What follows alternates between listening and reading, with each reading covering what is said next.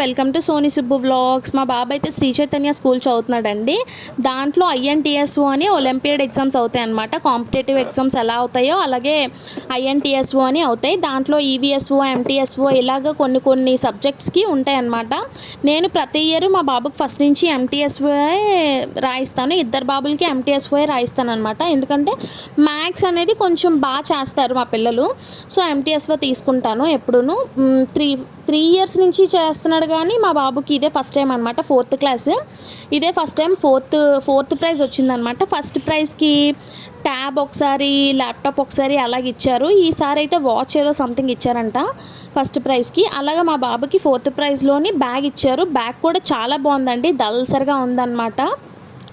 ఇంకా మా బాబుకి అందులోని గోల్డ్ మెడల్ కూడా వచ్చిందనమాట. ఎందుకంటే స్కూల్లోని ఐఎన్టీఎస్ అంత పెద్ద ఎగ్జామ్లోని ఫోర్త్ ర్యాంక్ వచ్చిందంటే చాలా గ్రేట్ అండి. ఎందుకంటే నా కొడుకు డప్పు నేనే కొట్టుకోవాలి కదా. సో నేనైతే నా కొడుకు గురించి చాలా గర్వపడుతున్నాను అనమాట.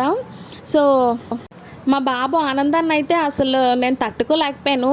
ఆల్రెడీ చెప్పాడు, మమ్మీ నేను ఐఎన్టీఎస్ఓలో పాస్ అయినట్టున్నాను, నాకు ఫోటో తీశారు అని. నేనైతే నమ్మలేదు. కన్నా నువ్వు పాస్ అవుతావా అని అన్నాను.